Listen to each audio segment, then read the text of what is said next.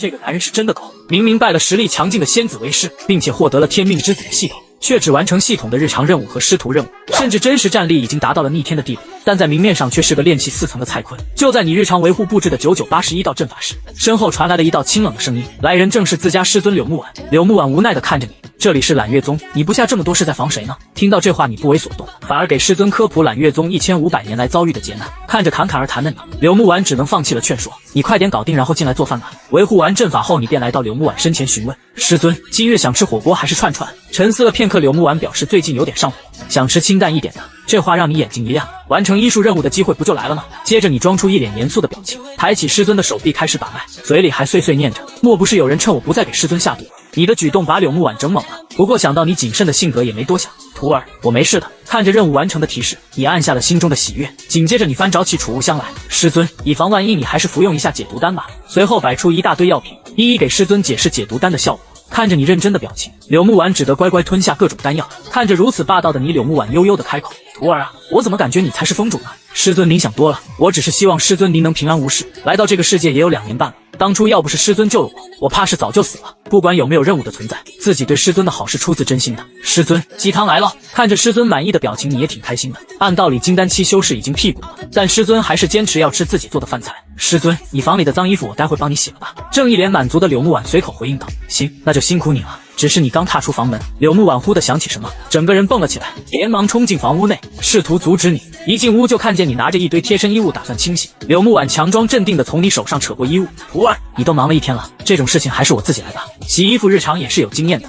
你怎么可能放弃？当即开口拒绝，那怎么行了？身为徒弟理应孝敬师尊。柳木婉此时一脸着急，你的孝心为师收到了，贴身衣物什么的还是为师自己处理吧。柳木婉见你还想开口拒绝，当即恼羞地娇喝道：你这愚蠢的徒弟，懂不懂什么是贴身衣物啊？听到这里，你才恍然大悟，原来师尊是害羞了呀。因为你虽然在阵法、炼丹、炼器、剑术乃至厨艺上都是万年难遇的天才，可偏偏修为却一直提不上去。如若继续下去，100年后也只是山野荒林间的一坨黄土。甚至表示要为你挑选一名道侣来督促你的修炼。闻言，你心中却感觉莫名的烦躁，随后便义正言辞的拒绝：儿女情长只会影响我拔刀的速度，请不要再提了。看着你这副模样，柳木婉也只能作罢，但你心中却不是这样想。要是真有道侣，哪还有时间完成孝敬师尊任务？师尊，修仙本就是无情的，生死道陨都是常态，只要我还活着，就一定会努力追寻长生。听到这，柳木婉更气了。既然你知道修仙的残酷，那还不好好修炼，整天鼓捣那些旁门左道。不过你却一脸认真的回应：若是这些旁门左道能让师尊过得更加开心，徒儿也就满足了。听到这番话，柳木婉心中浮现异样的情绪，脸颊也染上了一抹红晕，心中反复告诫自己，这只是徒儿表达孝心。看着柳木婉沉默不语的样子，你凑了上前：师尊，您的脸怎么这么红？是着凉感冒了吗？听闻此话，柳木婉恼羞成怒的给你来了一小拳拳。感冒个大头鬼！你师尊我可是金丹期巅峰的修士啊！收拾完情绪，柳木婉再度开口：徒儿，1个月后的宗门大比你可有所准备？师尊，我目前的实力参加还是有些早了，等我突破到炼气后期再考虑吧。事实上，你对宗门大比完全没兴趣，每年的奖励也就那样子，还不如系统的日常任务奖励好。听到你的回答，柳木婉也不意外，虽然这届的奖励是那件东西，但以你的修为参加确实为难你了。就在这时，系统竟然出现新的提示：主线任务已发布，参加揽月宗宗门大比。这让你心中掀起了巨浪，2年半都没有触发的主线任务，居然在此刻触发了。随后，你眼睛发亮的盯着柳木婉：师尊，我想要参加宗门大比。柳木婉满脸疑惑：你不是不想参加吗？师尊，我好歹是小竹峰首席大弟子，这要是不参加，岂不是弱了师尊的面子？柳木婉心中暗暗吐槽：这小竹峰不就只有咱师徒2人吗？不过柳木婉也没打击你的积极性，你想参加为师自然支持，只是既然参加了，那就要全力以赴，你明白了吗？师尊放心，炼气4层以下我无敌。徒儿，这1个月内你要尽量多提升自己的实力。嘱咐完你以后，柳木婉便以有事为由离开了小竹峰。陆川，为师一定会帮你解决修炼的问题。仙凡殊途，我绝不会让这种事发生。在师尊离开后，你随手开启了孝敬师尊奖励的随机礼包，恭喜抽中低级上品功法空幻玄经。这奖励顿时让你瞪大了眼睛。要知道自己修炼的揽月宗核心功法也才是地级中品而已，毫不犹豫你便将意识沉浸其中。这竟然是一门用于伪装的功法。这2年来通过系统任务，自己人物等级越来越高，但表面修为却提升缓慢。如果能够伪造出修为提升的假象，那便能展示自己的真实实力。要是师尊知道我修为提升后，一定会很开心吧。而另一边，柳木婉来到了百草峰上。你怎么来了？又是为了你那宝贝徒儿？婉儿啊，我不是说过了吗？你徒弟陆川的身体真的没有任何异常。文姐姐，不是我不信你，但是这情况你不能不管。那化灵丹堪称神药，可是陆川吃了却没有任何反应，这情况还不是异常吗？此时方鸿文也是既无奈又生气，那化灵丹可是能助金丹修士突破元婴的灵药，本是为你突破所准备的，没想到你却给了陆川服用。我们再捋一捋，首先你徒弟身体没问题，修行速度虽然慢，但也并非完全停滞，就连化灵丹也不起任何效果。那你有没有想过，其实你徒弟是隐藏了实力呢？可是他才入宗2年半，毫无基础的人怎么可能做到这样？那这样就只剩最后一个办法了。就在这时，玉玲珑带着徒弟走了进来。柳木婉，这么巧你也在这里啊？而玉玲珑此行的目的是想为徒弟凌烟冰炼制一枚养神丹。原来凌烟冰在剑种取剑时神识有所损伤，而这把剑名为双羽剑，乃是揽月宗唯一位女性宗主羽玄师祖的佩剑。没想到几百年过去了，终于有人能让双羽剑认主了。玉玲珑满脸得意的笑容，谁让我的徒弟是千年难遇的剑道天才呢？哪像某人的徒弟。话音一转，我记得刘长老也曾进入过剑主，为何不尝试让双羽剑认主呢？柳木婉却满不在意的回答，我可以拿，但是我没拿。听到这话，玉玲珑就有些不满了，原来这剑灵人人可认，亏我还以为这破剑多厉害。不过这时双羽剑却发出轻微的震动，一旁的凌烟冰这时开口，师尊，剑灵双儿说想揍您，还说您这样的元婴修士，他当年一剑一个。闻言玉玲珑恼怒不已，反了天了，伤我徒儿神识不说，还如此嚣张，看我怎么教训你。看到这番场景，方文宏连忙阻拦，玉长老，你是不是忘了此行目的了？虽然养神丹的炼制并不困难，但其中2味药材很是紧缺，只能通过万宝阁收购。不过不用担心，只要临时准备好，万宝阁很快就能送来药材。玉玲珑一脸不在意，花费多少无所谓，能快点炼制养神丹就行。然而在接到账单的那一刻，还是感到了心疼，这万宝阁真黑啊！在玉玲珑离去之后，方文宏方才接着刚刚的话题，最后一个办法就是通过药王谷的人来诊断你徒儿的异常。离开屋内的玉玲珑此时一脸气愤，连化灵丹都给那个臭小子了。柳木婉，你还真是个笨蛋！平常药王谷的人踪迹难寻，但这次宗门大比是好机会。若是连药王谷的人也解决不了陆川修炼上的问题，方文宏看出柳木婉的担忧，赶忙安慰道：放心了，大不了我给他炼制更高级的丹药，我就不信一个炼气修士还能上天不成。不过在今晚修炼之时，已成功将空幻玄经修炼至入门，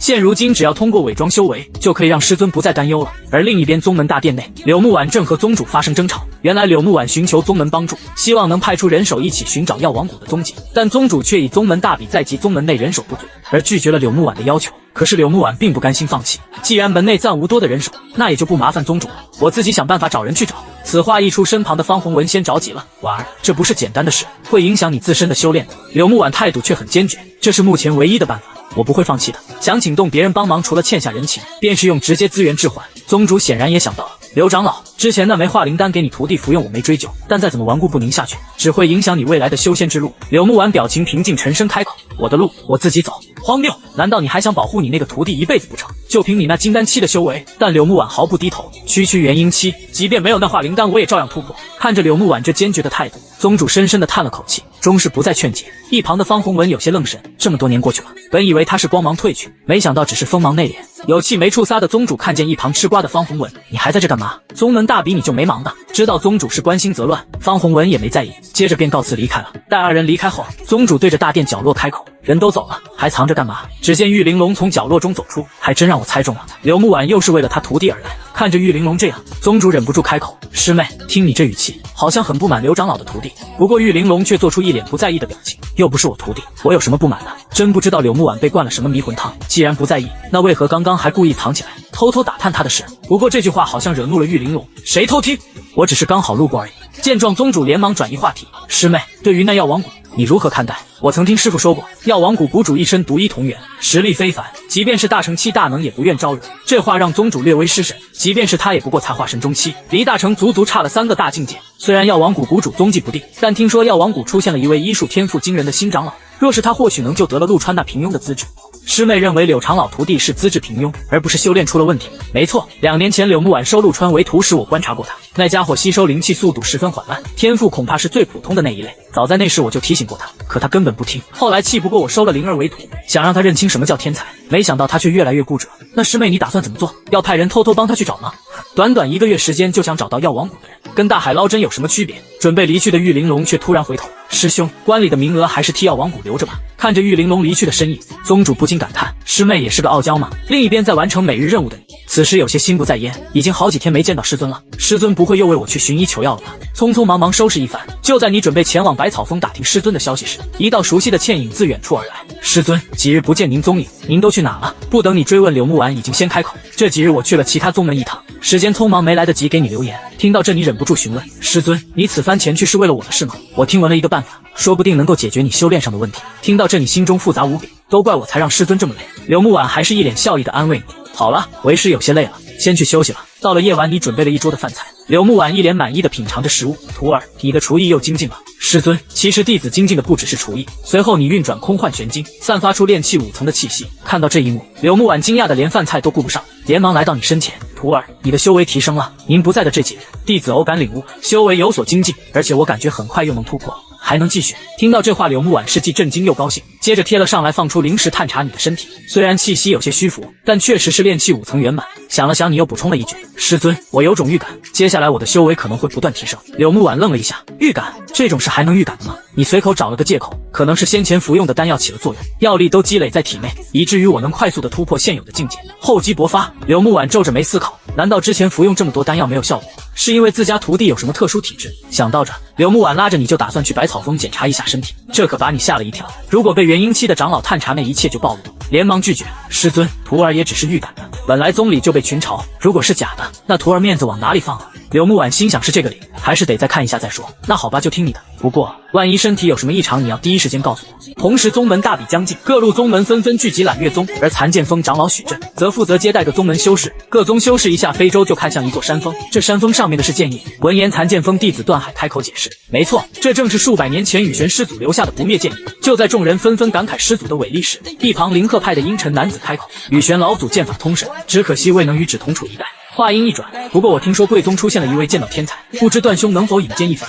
听闻此话，段海也是面露难色。我与那位并不相识，贸然带人过去恐怕有些失礼。若是你们真心有意结识，我可以托人问问。落后于众人身后的阴沉男子却露出诡异的表情。剑道天才应该很美味吧？与此同时，揽月宗大殿内，揽月宗的众多长老讨论着大比的事宜。这时，长老古红却突然开口：宗主，真的要拿幻灵珠作为宗门大比的榜首奖励吗？那可是第一任宗主徐如风所留下的至宝，内含其修行心得，即便是要用也该由宗主使用。闻言，张于峰无奈的开口：幻灵珠内留存的是老祖对剑道的感悟，老祖是纯粹的剑客，他老人家所留的剑意与我无用。这时又有其他长老提出疑问：此物作为大比奖励是不是太草率？若由其他用剑长老使用，说不定也能有所感悟。此时玉玲珑淡淡的开口：诸位是不是忘了，我徒弟可是百年难遇的剑道天才，此届大比榜首定是我徒儿。不过在诸位长老都离去后，张于峰却露出肉疼的表情：师妹，你的弟子真的能赢下榜首吗？若输了，我可是进退两难。不过玉玲珑一脸自信：师兄莫慌，灵儿她已突破至筑基中期，这一届大比榜首势在必得。听闻此话，张于峰也是松了一口气。既然如此，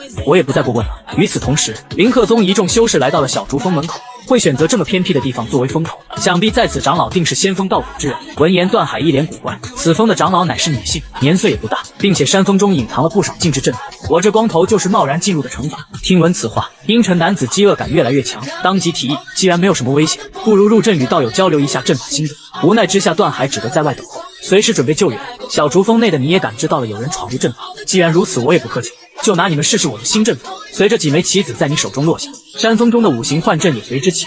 下一刻，阵法中的修士便被如触手般的海水填满。通过棋盘，你也发现居然有人挺过第一关了。不过下一刻，你便抓起一把棋子落入棋盘中。既然如此，就来试试这招。接着，阵法内突然涌出无边无际的海水，瞬间将阴沉男子淹没。男子还试图反抗，积蓄力量将海水斩出一道口。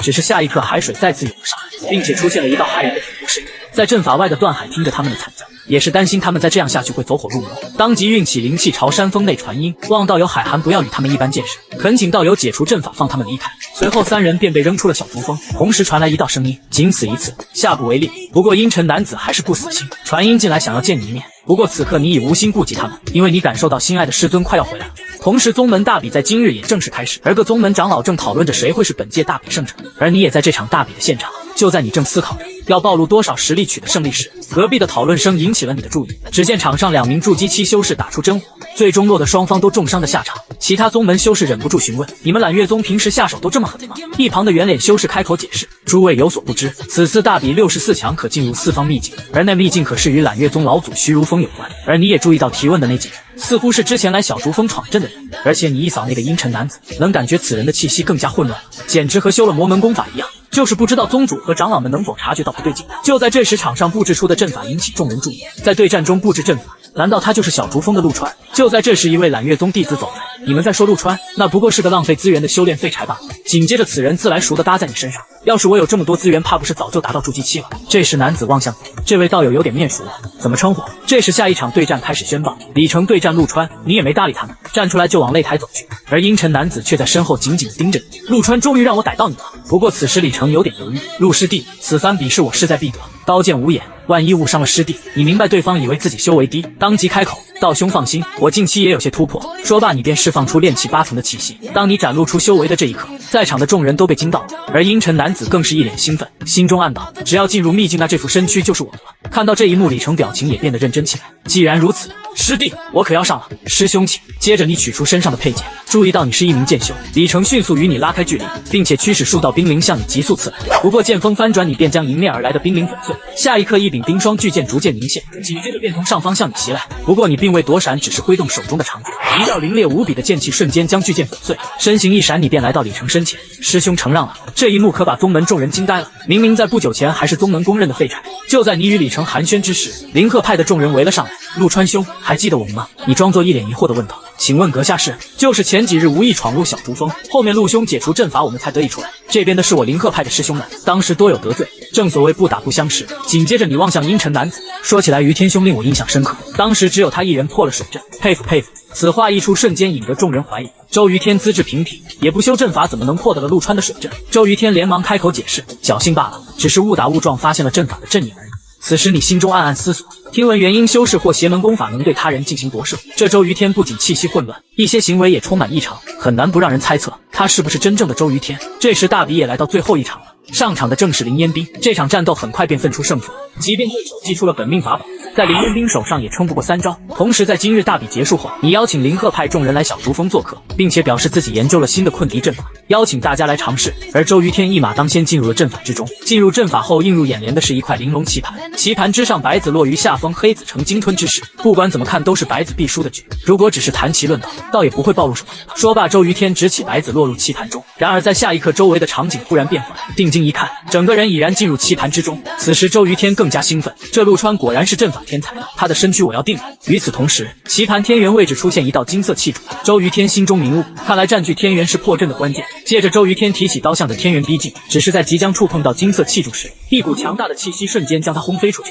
只见黑影中出现一个巨大的手掌向他盖过。感受到这骇人的气息，周于天脸色一变，炼虚期强者，怎么可能？危急时刻，周于天来不及多想，身躯膨胀，瞬间化作妖魔一般的魔物。与此同时，阵法之外的你也看到了这一幕，果然是魔修。紧接着你开始读取周于天的记忆，只见在迷雾谷中，一群修士被魔修占据了身体，而他们的目的竟然是想在秘境中布置大阵，为的是将小青州年轻一代修士的命用于血祭。在你想要提取更多记忆时，却发现那片记忆被人以秘法遮盖。思索片刻，你往周于天身上打入禁制，现在自己的身份不便动手，得找时机让他暴露才行。在你做完一切后，闯阵的众人也纷纷通过阵法，恭喜诸位成功破阵。左兄不愧专注研究阵法，你是第一个破阵的，可惜周兄差一点就能破阵了。此时周于天只感觉头昏脑胀，其他人也靠了过来，以阵为棋局，要想解阵便要入局。陆兄果然厉害，不过周师弟是破阵失败了吗？这时周于天也回过了神，我虽未破阵成功，但也收益良多。你淡淡一笑，还得多谢诸位道友，此次试阵让我也有了一些感悟。与此同时，迷雾谷内，一群黑衣人根据金色命牌的指引来到一处洞穴中，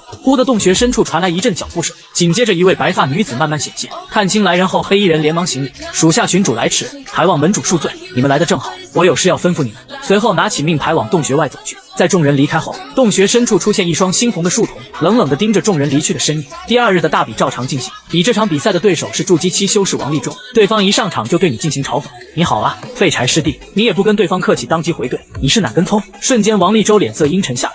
看来陆师弟不知道尊敬同门师兄啊，小小的炼气修士，我动动手指就能将你捏死。同时宗主长老听到这番话都皱起了眉，王长老倒是教出了一个好儿子，其他门派长老不由得轻笑，开口闭口就要捏死对方。贵宗的精英弟子真是气势非凡。王月此时只感觉额头冒汗，我儿虽然骄纵，但本性向善，待到他比试结束，我定会好好教育他。方鸿文深深地看了他一眼，护短的人可不止你一个，若是陆川出什么意外，柳木丸可没这么容易罢休。与此同时，比试也正式开始。一开始王立洲就试图用灵力以势压人，给我跪下。不过你面无表情，区区筑基期也想玩以势压人。只见你抬手在虚空一点，周身便浮现玄奥的阵法。下一刻，王立洲手中的长剑朝你要害袭来，不过飞剑贯穿的只是你的幻影。接着黄沙法阵将王立洲困住，随后场上又出现2道阵法。就在王立洲以为将阵法都破开时，抬头才发现你已经将5行大阵布置完毕。在完整的5行大阵下，王立洲毫无抵抗之力，很快便败下阵来。王立洲完全不能接受自己竟然败了，我明明已经破解了你的阵法，为什么？原来那些阵法都不是被王立周破解，而是你故意解除，为的是在最后一口气激活五行大阵。暴怒之下的王立周竟在比试结束后选择了偷袭，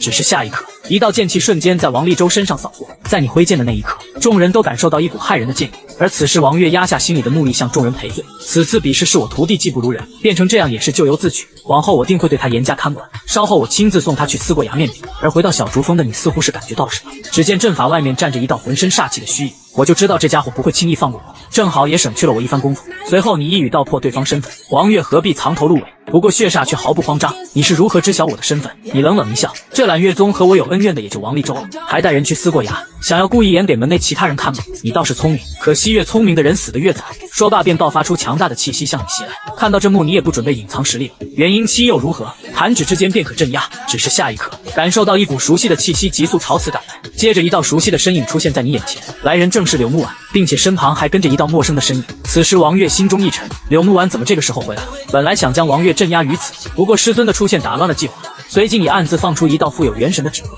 而另一边思过崖内，王月脸色阴沉无比，只是柳木婉倒不足为惧，但旁边那个身影明显是元婴期以上的修士。想到此处，王月也顾不了这么多，带着王立周便要离开揽月宗。然而就在不远处，一只纸鹤尾随着他们，同时柳木婉正与血煞激烈交战。虽然柳木婉只是金丹期，但是面对元婴血煞却丝毫不落下风。血煞也明白这样拖下去死也是迟早的事，随后怒吼一声，一道血色番旗被他祭出。看到这幕，柳木婉心中一惊，血魂幡是你？原来在2年前，万家村全村人就是被血魂幡记下，而柳木婉为了救下陆川，不得已让他跑了。此刻柳木婉眼神冰冷，没想到你还敢出现。这时你及时喊道：“师尊，此人正是内门长老王月。”而此时血煞驱动血魂幡，裹挟着数不尽的怨灵袭来。面对攻势，柳木婉不退反进，一道凌冽的剑气自身上激射而出，凌冽的剑气瞬间将血煞贯穿。此时众多长老也是闻风而来。张于峰看到血魂幡的瞬间就明白了，沉声开口：“抓住他！”自知逃脱不了的血煞当即想要拉着你自保，随后狂暴的灵力自血煞身上涌出，狂暴的灵力以血煞为中心喷薄而出，掀起一阵灰尘。此时柳木婉不顾一切的往前方冲去，在尘气环绕的中心传出一道虚弱的声音：“师尊，我没事。”话未说完，你便被柳木婉揽入怀中。随后柳木婉从储物戒中取出疗伤丹药，你没有拒绝，毕竟自己还要装作受伤的模样，于是老老实实的服用下丹药。这时张于峰走上前，能在元婴修士的自爆中活下来，你运气不错。你随口解释道：“幸得师尊留下得镇山甲月，这才逃过一劫。”柳木婉愣了一下，他何曾留下这种东西？不过也没拆穿你，而是拉着你看向远处，语道友，能否请您查看一番陆川的伤情？此人正是药王谷长老宇清月。这时一旁的方洪文悠悠开口：“门内弟子受伤，你竟然不找我这个百草峰峰主帮忙？”见状，柳木婉连忙挽住方洪文：“是我不对，洪文姐姐也请你查看一下陆川的伤势吧。你放心吧，有镇山甲月护体，陆川并无大碍。”而一旁的宇清月也检查完毕，他的身体确实无恙。这时一旁玉玲珑开口：“刘长老，方才和你交手的是何人？竟敢在揽月宗内行凶？”柳木婉也并未隐瞒，听陆川说那人是内门长老王月。见在场的众人都望了过来，你当即开口解释：“除了王立周，我与门内道友并无恩怨。玉玺使我猜测对方是王月长老，对方也并未否认。”话音刚落，一位长老就发出疑问：“这怎么可能？王月长老不是在思过崖吗？”就在张于峰准备派人去思过崖调查时，一旁的古红长老开口：“不用找了，方才我在赶来小竹峰时，便见到王月朝着另一个方向离开了。”听闻此话，张于峰当即下令，不管凶手是不是王月，先给我把人给我拦下来，然后再好好问个清楚。随后伸手拦下古红长老：“古长老，你同我去确认番旗内的亡魂，有没有万家村的那批人？带人走的差不多了。”宇清月忽然开口：“玉长老，既然陆川没事，你我的约定还算数吗？”此话让柳木婉愣了一下，他们什么时候认识的？一旁的你似乎明白了什么，药王谷会这么轻易出山，看来是玉玲珑给了什么好处，可他不是和师尊不对付吗？这时玉玲珑到你身旁扯了扯你的脸蛋：“来都来了，还是给他诊断一下吧。”接着宇清月握住你的手，随后一道温和的气息将你笼罩，你连忙暗中运转空幻玄经，以免被他看穿。片刻之后，宇清月忽地开口询问：“你认识虚空幻吗？”你一脸茫然：“那是何人？”沉默片刻后，宇清月再度开口：“他已经解决了修炼上的问题，今后的修行之路将会一路平坦。”听到这番答复，柳木婉兴奋地抱了上来，随后柳木婉望向玉玲珑：“玲珑也要谢谢。”话未说完便被打断，只见玉玲珑眼神躲闪：“我可不是为了帮你，而是为了给灵儿找个好对手，才让她过来帮忙的。”看着玉玲珑这言不由衷的模样，你脑海中不由得闪过一个词：傲娇。这时玉玲珑又傲娇的开口：“这是方洪文给你留了治愈泉的钥匙，你爱去不去？”而后躺在泉水里的你不禁感慨道：“这治愈泉可是不轻易开放的，想来这次是沾了师尊的光。”就在这时，耳边传来声响：“对了，徒儿，我有个问题问你，你之前说的镇山甲月是何物？我不曾留给你过。闻言，你一脸震惊的解释：师尊肯定是您最近太忙忘记了。就在柳木婉要进入温泉时，脚下一个打滑，整个人向你迎面倒来，感受怀中娇躯的温暖，你的心中一阵悸动。只是画面一转，你头顶着大包委屈的开口：师尊，我不是故意的。在柳木婉享受你的按摩时，突然开口：徒儿，这1个月你独守小竹峰辛苦了。你摇了摇头，比起师尊，我这算不上什么。师尊为了徒儿四处寻医，能找到那位一定十分不容易。听到此话，柳木婉只觉得心中宽慰。说到底，我还是成了玉长老的人情，才请到了雨清月道友。你笑了笑，我能解决修炼问题，不还是因为师尊一直以来的帮助吗？接着柳木婉再度开口，将当年万家村的经历告知你。原来王月不是因为王立洲落败，而是怕你想起什么，才会这般冒险前来刺杀你。原来如此。事实上，所谓的失忆只是你用来掩饰穿越的借口，没想到如今误打误撞圆了回来。这时柳木婉突然想起一件事，那王立洲不是筑基期吗？你说你战胜了王立洲。话音刚落，你连忙拍起马屁：师尊，您都能以金丹期修为战胜元婴修士，身为您的徒弟又岂能弱了您的颜面？沉默片刻，柳木婉开口：这倒也是，不过怕你过于自信。柳木婉又开口叮嘱：徒儿，同境界之中战力亦有差距，对手若是换成凌烟冰，想要跨境界逆法，其实是一件很难的事。凌烟冰，你心中也是挺期待和他比拼一下剑术的，不过随后你就将这些事情抛在脑后。师尊好不容易回来，就不要说这些。接着便继续给师尊灌酒，不过柳木婉表示喝得有些头晕了，再喝下去怕。你连忙解释，这酒是徒儿自己酿的，不醉人，而且美容养颜。就在交谈之际，你故意不小心将酒水洒了出来，被酒水洒满全身的柳木婉娇喝道：就叫你不要倒了。见状，你连忙认错，当即就要上手帮师尊脱下衣服拿去清洗。随后亭子内传来一阵打闹声，与此同时，正在逃窜的王月二人正想找地方隐藏起来。下一刻，一道身影出现在前方，将二人拦下。王月心中一震，被人跟踪了，自己竟一点没察觉到，并且这还不是本尊降临，仅是一道元神就让自己感到危险。王月脸色难看无比，阁下乃是何人？为何要拦住我等去路？下一刻，你的声音传出：王长老刚才还想杀我，现在换了个地方就认不出我来了。此话一出，王月猛地瞪大眼睛：你是陆川？不过下一刻，一道凌厉的剑气将二人笼罩。时间很快来到第2日，你轻松地战胜了这轮的对手，心想师尊徒儿没让你丢脸吧？观战席上，柳木婉一脸欣慰地望向你，身旁的长老也不禁感叹：柳长老收了个好徒弟啊，不仅阵法天赋惊人，还领悟了剑意，前途不可限量啊！听闻此话，柳木婉愣了一下。你说陆川领悟了剑意？这反问倒是让长老们愣了一下。这时玉玲珑走了过来：柳木婉，看来你这个当师尊的不怎么称职，对自己的徒弟所知甚少。这话让柳木婉有些无奈，这陆川憋着什么都没说，回去得好好调教一下才行。你刚下擂台，周瑜天便凑了上来，称秘境内妖兽众多，除了互相竞争外还能合作，随后便邀请你与他们一起进入秘境。其他灵鹤派修士也纷纷附和，有陆兄的阵法在，说不定我们能猎杀那些高等妖兽。你很清楚这周瑜天打的什么算盘，不过只是想占据自己的身体罢了。看了周瑜天一眼，你心中冷笑，只怕你没那个机会。随后你暗中掐动法诀，引动早已潜伏在周瑜天体内的灵力。下一刻，周瑜天脸色狰狞无比，体内的灵力变得狂暴不已，整个人不受控制的妖魔化了，几乎是瞬间，柳木婉便感到了异常。接着柳木婉便将你护在了身后，几乎是在周瑜天暴露的瞬间，众位长老便将之围了起来。而周瑜天的师尊齐思远沉声开口：让我来。随后祭出法宝缚仙锁，瞬间将妖魔化的周瑜天禁锢起来。此时周瑜天脸色难看无比，虽然不清楚为什么会暴露，但必须要逃出去，甚至想要引爆身躯神魄逃离，但在缚仙锁的禁锢下显得如此无力。齐思远脸色阴沉无比，自己弟子本性纯良，变成这等模样，怕不是被魔修夺舍。与周瑜天同行的修士忽地想到什么，是迷雾谷。周师弟正是去了迷雾谷之后，性格才发了这般变化。他一定是在迷雾谷内沾染了什么不干净的东西。就在他们想要上报自家师尊之时，便传来张于峰的呵斥声：站住！现在所有人不许乱动，毕竟谁也不知道在场还有多少魔修隐藏。而这时古红长老已经开始使用搜魂术，对周瑜天的元神展开搜魂。这时周瑜天忍不住对齐思远哀求道：师傅，我是周瑜天啊，我只是不小心被邪气侵染才变成了这副模样，您一定要救救我呀！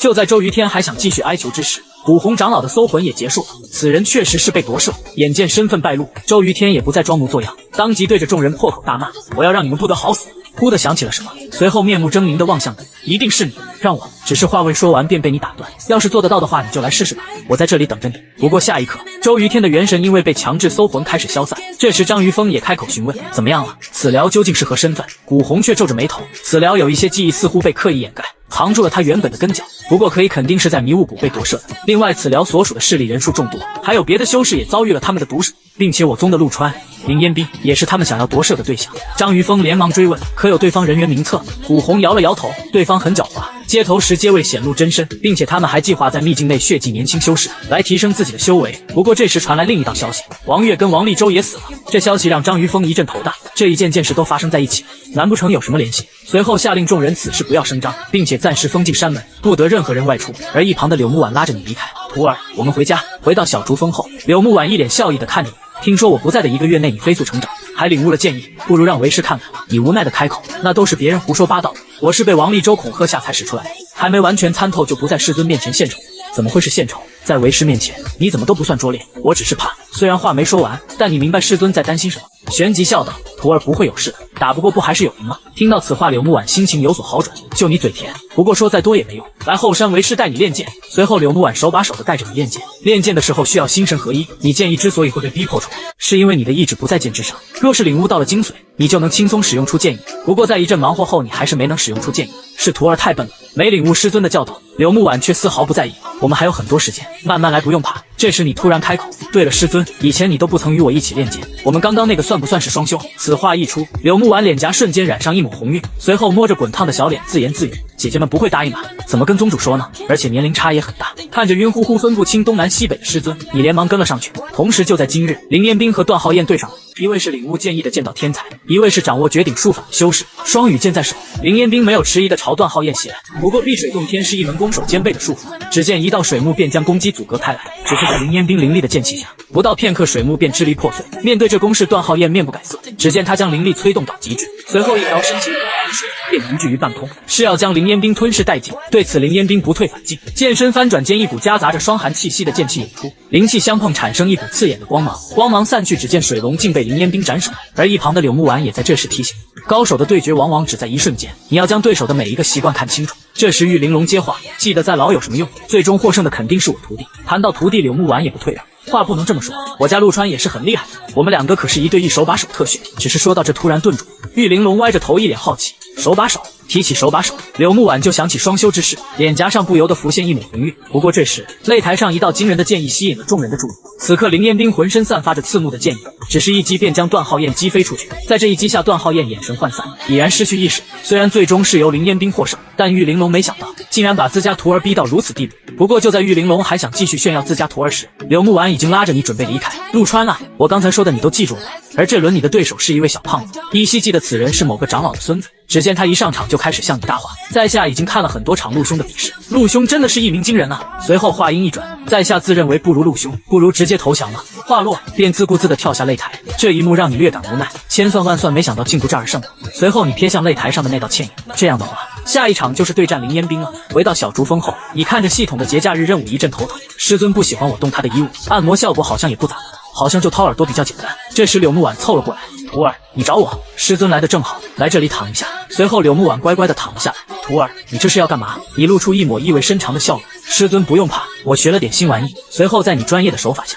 柳木婉露出满足的表情。事后柳木婉询问：“这是什么法术？好像声音都变大了。”这是徒儿之前在山下学的，一般长辈都会给小辈掏耳朵，很舒服吧？闻言柳木婉表示也想试试，当即让你躺下来。正享受着吸枕的你无比期待接下来的展开。啪！下一刻连在屏幕外的我都感到了一丝痛苦。紧接着小竹峰响起你的惨叫声：“师尊你太用力了，我的耳膜要被捅穿了。”“师尊，我不会就这样聋了吧？”“不会的，就算聋了，为师也给你治好。”来了来了！天才剑修林彦斌与本届黑马陆川终于对上了。观战席上，玉玲珑一脸自信，这次就让你徒弟输得心服口服。不过柳木婉却不同，他坚信陆川一定能赢。台上林彦斌轻声开口：“你之前的那一剑很强。”你轻轻一笑：“师妹的剑招也令我印象深刻。”在裁判的宣布之下，这次比试正式开始。话音落下，二人都变得专注起来，剑锋交接，连绵不断。不过双方都没释放剑意，纯粹靠着剑术来比试，因为只有身法、步法、剑法三者合二为一，才是真正的剑道。下一刻，林彦斌在灵力催动下，周身浮现数道剑影，随着林彦斌意念一动，数十道剑影竟形成一道剑阵，将你环困于其中。随后，整个人携煌煌大势向你袭来。不过你脸色未变，在危急时刻将剑身反转挡下攻击，随后剑身横扫将林彦斌逼退。这一幕是震惊了在场的众人，这个陆川是真的敢了。不过这还不算完，周身的剑影随着林彦斌调动，顷刻间向你急速刺来。不过你身形未动，而是同样布置下剑阵阵月。下一刻，三柄古朴的重剑浮现，将袭来的剑影完全隔绝。这下让众人内心掀起惊涛骇浪，没想到你竟然也会剑阵。这一刻，林彦斌战意更加旺盛了。你能破得了我的剑阵，难不成我破不了你的？随后一股强大的剑意冲霄而起，一道夹杂着寒霜气息的剑气凝结，这一剑狠狠地轰在三柄重剑之上。下一刻，你手上的长剑传来一道脆响，同时你的剑阵在这一刻也破碎开来。林彦斌没继续出手，而是轻声询问：“你要换一把武器吗？”你摇了摇头，断剑可以再换，但不是所有兵器都那么趁手，木可再生，断剑亦能重铸。此剑名为断魄。林彦斌点了点头，那便为此局画上句号吧。随后两股更为强大的剑意涌出，此时此刻二人都摒弃心中的杂念，眼中唯有对方。两股剑意激烈抗衡，随着烟幕散去，林彦斌看着破损的衣裙轻声开口：“是我输了。”此话一出，众人哗然。林彦斌竟然输了？你苦笑道：“我既负了伤，应是我输了才对。”不过林彦斌一脸认真的表示：“你的剑意比我更强，此战是你获胜。”你张了张口没再说话。此刻的柳木婉既是欢喜亦是宽慰。比试结束之后，你也是回到了小竹峰，此时你正在重铸残剑断魄，